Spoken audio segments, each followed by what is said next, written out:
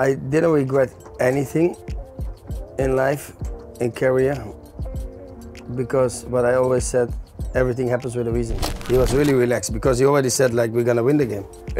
Yeah. And you believe him? Of course, because he always right. Like you can compare a little bit to Yamal, you know, this style of playing. So he's your new Polish future star. We've got a very special guest today in Food Truck, Wesley Sneijder. Hello, Wesley. Hello. Absolutely massive legend of football in general, Champions League winner, one of the best free kick takers. And my first question is about it. Have you ever seen someone who was better than you at taking set pieces, for example? Jorginho. Jorginho, he was good. But the thing is with free kicks, many players, they think they're good, you know? I mean, like, but if you look to how many goals they scored from free kicks, is not enough. And I can say that from the free kicks that I took on my career, like at least 80% went in. So I mean, like that's efficiency. Yeah, and that's more important than always shoot. But I was training a lot on it. But once you said that you were not really hard worker. No. And the free kicks is something which you need to work on it. So you work a lot as a kid, or? No, I did after training. I always make like 20 balls and shoot on, you know, with this wall that you can bring with the dolls that you can bring on the pitch. Like every training, 20 balls, just to get the rhythm, you know. And it's just like the feeling, to get the feeling and stuff. But yeah, in the game is different. The moment is different, the position is different. You cannot, in the game you cannot take your position as you want to take. I mean, like, yeah, you have to take it where the ball is. But I mean, like, yeah, you can definitely train it. It's all about the way of kicking, the way you hit the ball. And yeah, that's what you don't see anymore. People are not training on free kicks anymore. But naturally you're right-footed, but you also reached the perfection with the left foot. Yeah. So what did you do to... There was a lot of training when I was young. It was also a talent. I mean, like when I was born, when I was 4 or 5 years old, I feel that I could do with both legs, but I had more power, the preference went to the right foot. But I started training. And it was training all the time, like kicking against the wall, you know, blind wall, just kick against the wall. And yeah, to improve the left feet. And I actually had a time in Ajax when I was taking corner kicks from one side with left and from the other side with right. Yeah, but I read an article about your first steps in Ajax, and you were a free kick taker since the beginning. Christian Kivo was looking at you, but you decided to shoot. Yeah, but that's what you have to deserve on the training. I mean, like when you every day train about free kicks, and when you every day show your teammates that you score a lot of goals on the training, then you get the chance to take it in the game. And if you scored in the game, yeah, who push you back? I mean, like yeah, everybody wants to win. All your colleagues wants to win. So I was the one who was the free kick taker. Okay, so I want to talk about your position, because you were like someone who is not present in modern football, like number 10. Yeah. And the role of number 10 was changing during the years when you had a career, or you were the last generation with the really classic number 10? I think we were the last generation. But yeah, it's also the way, you know, there are still number 10s. I mean, like there are still clubs playing with the number 10.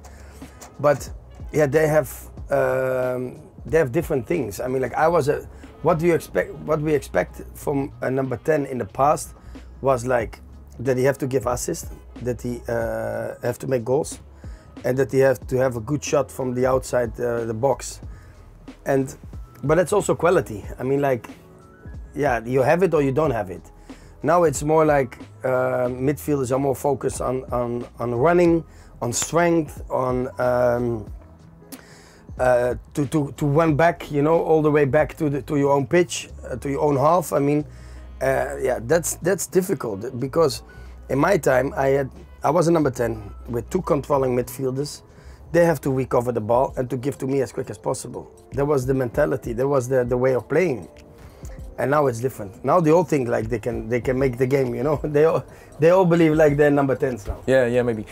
We talked before about your attitude to the stress, that you're a guy who are not stressed. And maybe this is your secret, this is your talent, because as a guy on the number 10, you need to be relaxed, chill, to analyze everything on the pitch. Read the game. Yeah, to read the game. See where are the weaknesses and where we can have a chance to get through. And where you can pass between the lines on which positions.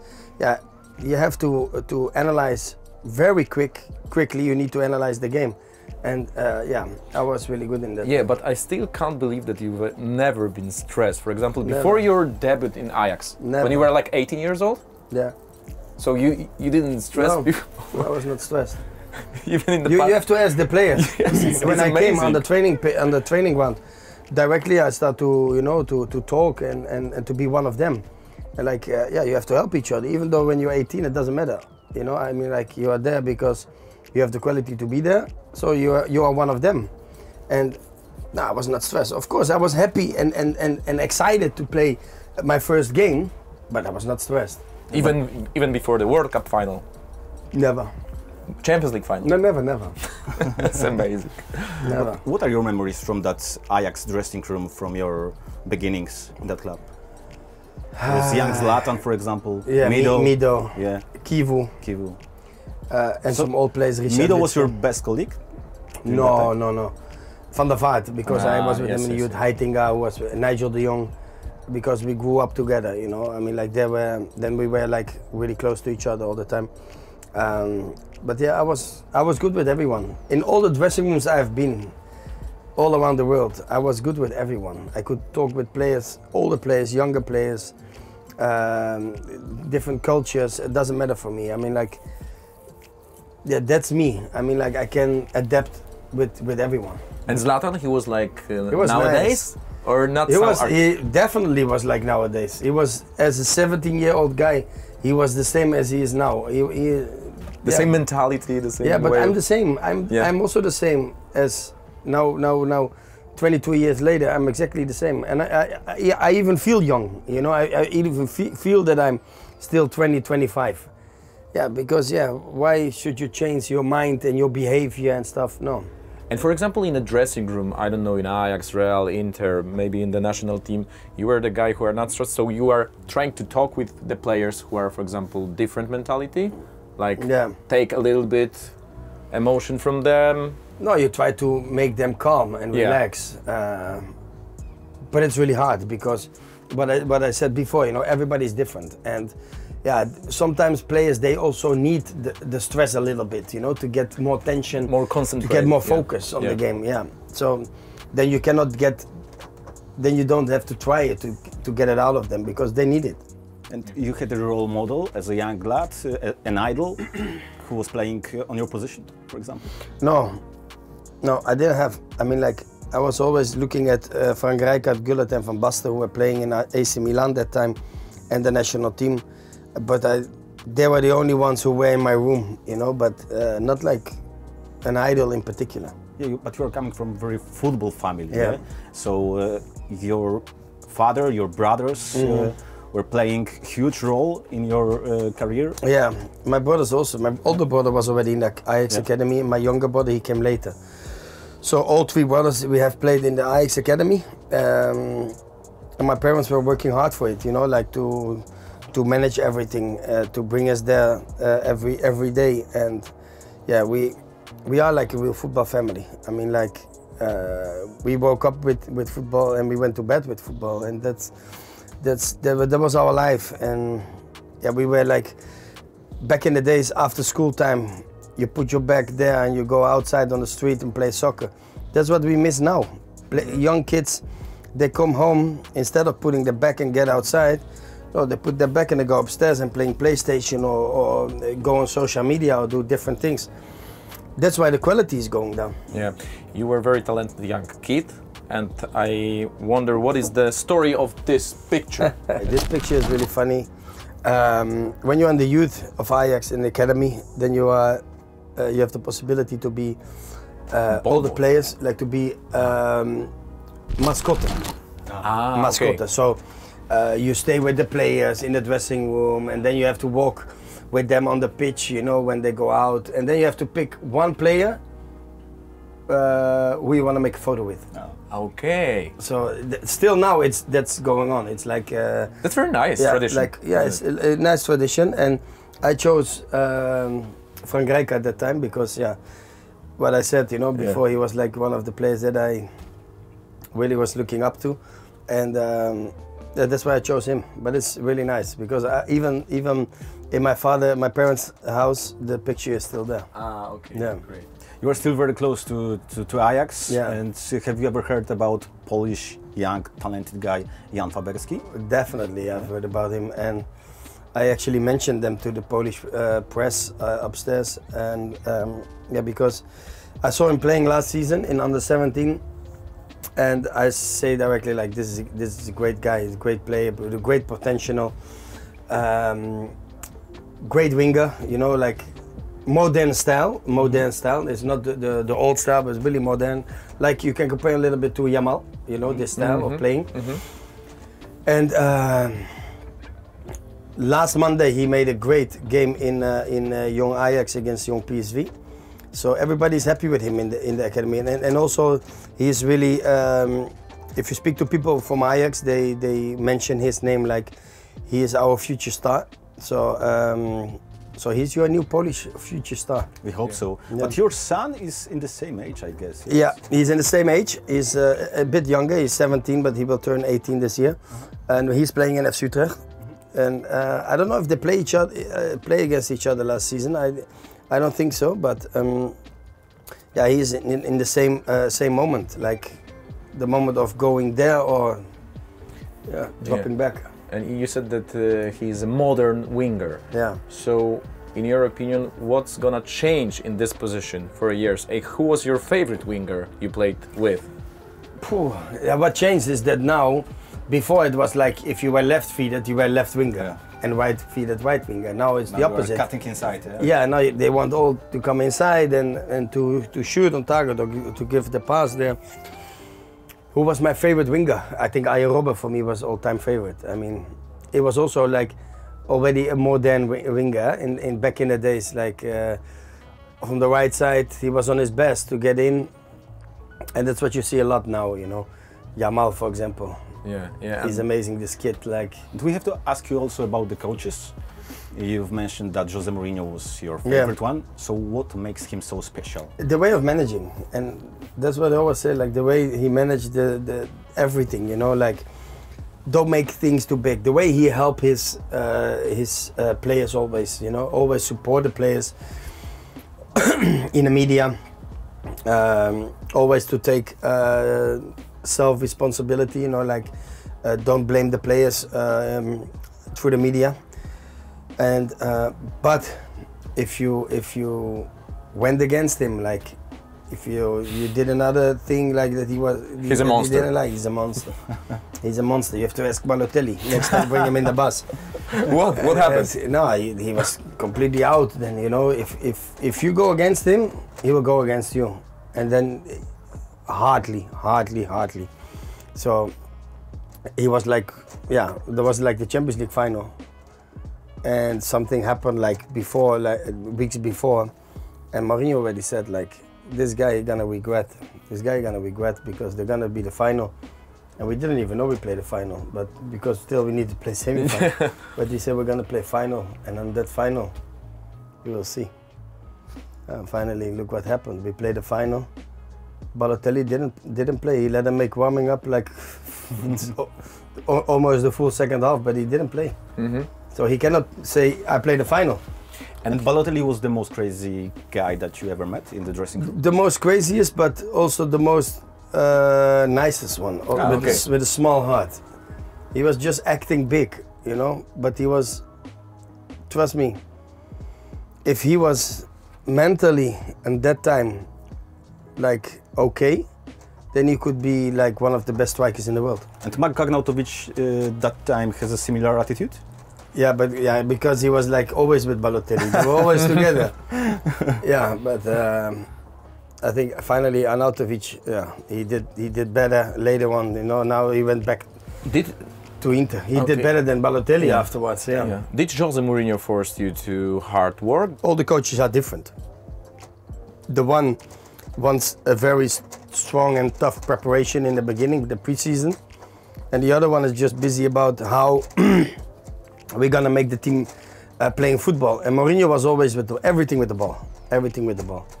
So he just wanted to know everybody to be happy, to be relaxed. How is the family? How is it? How is that?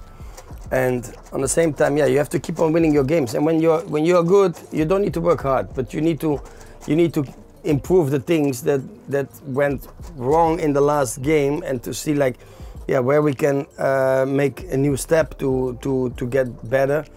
And that's what Mourinho does. He's and analyzing the opponent. He's not going always his own way. Sometimes you need to change a little bit. And that's interesting, because many people claims that Jose Mourinho is a quite of defensive coach.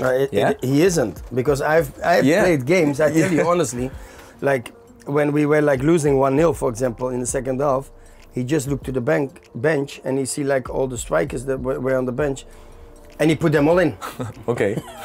and he took midfielders and defenders out, so he didn't care. I mean, he was just we gonna push more, and no, he was not really defensive. But you always, when you are coach of a team, then you have the 23 players that you have. And then you have to make something with that, I mean, if you don't have really offensive team, then you can't play offensive. When you have a defensive team, more balanced on defense, then you have to be more focused on the defense. I mean, and then you need to have some individual qualities. But so it all depends on the team, the players that you have. He said once that he's very relaxed guy before the game, because he knows that he worked hard during the whole week, and so there is no reason to be stressed. Yeah. And he knows what will happen in the game. Okay. Yeah. Yeah, he knows what will happen in the game. Really anticipate. Yeah. Yeah.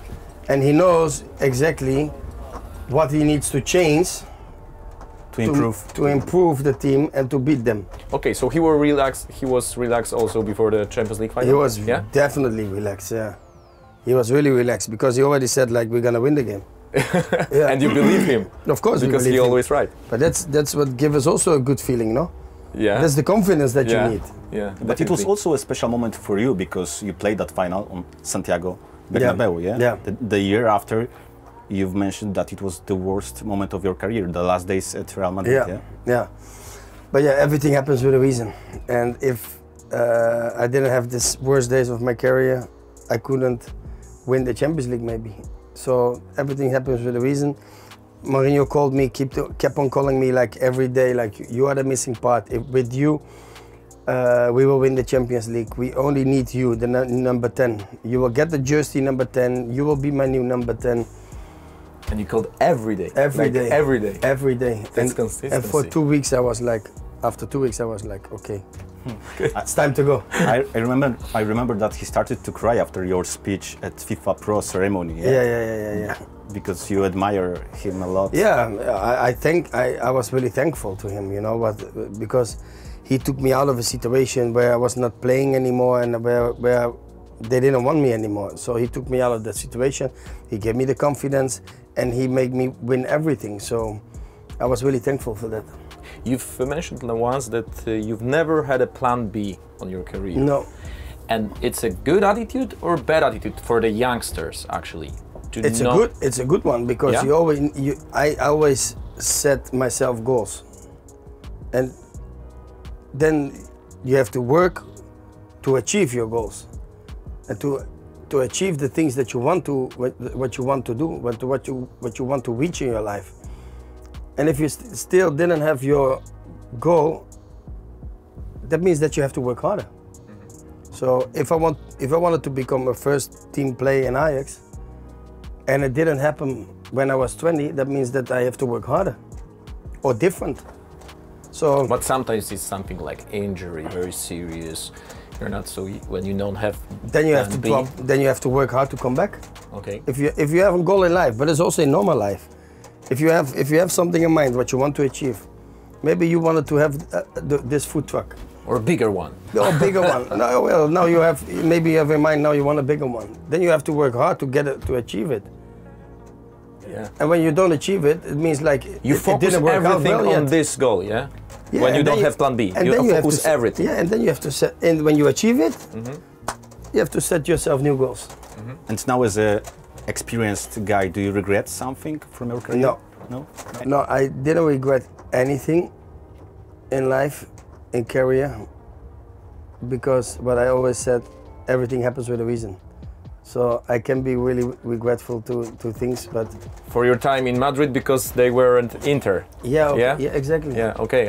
So, and I have had a beautiful career, so I don't mind. How did you compare the attitude to the players in such a big clubs like Real Madrid, Inter and Galatasaray? Because I think it's something different in every of this club.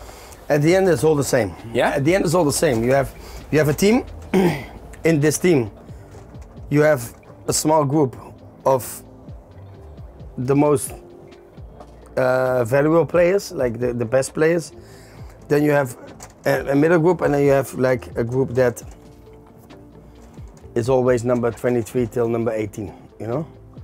And any team is the same. If you look tonight to Real Madrid. Yeah, but I mean, for example, I don't know, fans or atmosphere. Like the Istanbul is something, Galata is something different, isn't it? Yeah, it's more passionate, Yeah. more like emotional. But yeah, Inter was more really like from a historical thing, like big fan base from in San Siro. You know, like Real Madrid was more people who comes to Real Madrid and they have a small group behind the goal that are always there, like the ultras, you know. But in other ways, it's like a filled stadium. It's a full stadium. So for me, I was not looking around when I was playing. I mean, like you play your game. I also played in empty stadiums in Qatar.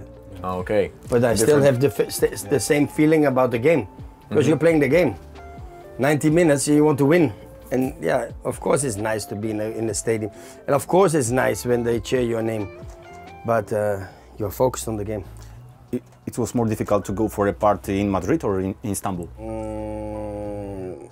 More difficult in Istanbul. In Istanbul, because the fans recognize you very quickly. Yeah, it was more difficult there. Yeah, because Istanbul is huge. Yeah. Madrid is not that, like compared to Istanbul, is nothing. So Istanbul, yeah, wherever I went, they were like was full. We have like, it was in one city 20 million people. Yeah, but definitely you love Istanbul and Galata. Yeah? I love it. Like... I love it because they have nice places. The people are really nice. Of course, I have a hard time when I'm there because I have to make a lot of pictures and everything. But the city is beautiful.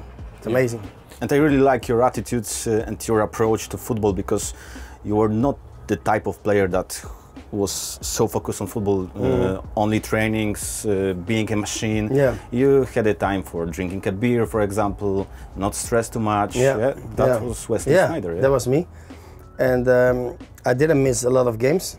So nobody can say like I had a wrong lifestyle because I didn't miss that much games due to injuries. But you had a ritual, for example, before the matches. I had to drink 2 beers the night before. Or? Yeah, but there were also some coaches who said this, like drink 2 beers to relax and to sleep. Yeah, the coaches sometimes say that better to drink 2 beers and go to sleep than thinking about drinking 2 beers and not sleeping for 4 hours. Exactly, and to be tired in the next day. So yeah, that was my style, man. And I mean, like, I was happy with that. But the moment we had a game, I was always there, fully focused. Not stressed, relaxed, and doing my things. Yeah. And the most nervous guy you have ever met? But the most nervous in general, Joris Matthijssen. Joris Matthijssen. During the World Cup, especially? Or? Especially, yeah. But also in the national team games, the normal ones. He was always like. There was no option to talk with him before the game. No chance. No chance. No chance. No chance. And Wesley's dancing. And singing. Even in the dressing room. Yeah? And making fun, but yeah. Okay. And who's the most talented guy that you ever seen on the pitch? And maybe he didn't fully his potential. Or maybe he's sitting in this Sure, actually. No, I think Robin, but he fulfilled it, and yeah, who was a talented that. Yeah, though I have seen a lot of examples, but in academy, you know, when they with an age of 12 till 15, 16, they're really good, big talents. But then 17, 18, the mental part is coming. You know, like the friends will go out and party. You have to stay home. Are you able to do that? You were staying at home? I was staying at home that time. Yes, as a kid? Definitely. Yeah. Okay. Definitely. And there's a mental part. 17, 18, it's all about this. And then when you're mentally not good enough, you know, and not focused enough, then a talent will disappear quickly. It will disappear quickly. So, but if you in the youth academy, I had a lot of players who everybody said like they will be when they're 18, they make the first game in Ajax, but they didn't make it. So and not when I don't remember like one player like who was really, maybe Royston Drenthe. He was really talented. Singer, rapper. Yeah, but he was really talented. But he was disappeared. He disappeared because he didn't want to play the way the coach told him to do, and he always created problems everywhere. So yeah, then he disappeared, you know, on a certain moment. But he was really talented. I love your attitude, so it's a good phrase for our viewers as well. Don't be stressed, be calm. Even in life. Relax, even in life. Relax. Be focused, but never stressed. Thank you very much.